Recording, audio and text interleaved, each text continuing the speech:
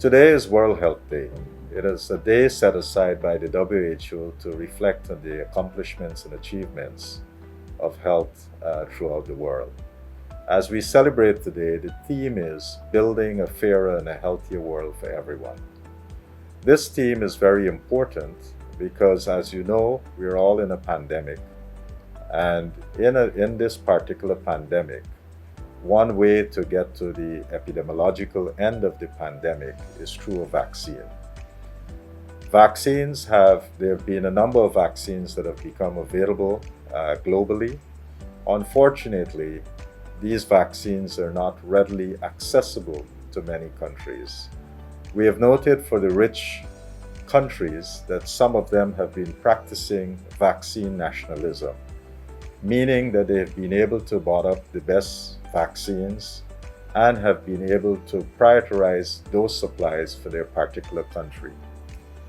This cannot work when the epidemic or the pandemic is affecting every country in the globe. What we need is vaccine equity, and we have to, during this particular day and beyond today, we have to figure out a way of how we can get vaccine equity. There must be a way of closing the gap between those who are vaccinated and those who are not vaccinated. And unless we close the gap, it's going to take longer for us to bring this pandemic to an end. If there are poor countries without vaccines, then the consequences of that can be dire, because the longer we wait to immunize those countries, there's more opportunity for the virus to mutate and to create problems, not just for those countries, but the countries who probably would have been vaccinated.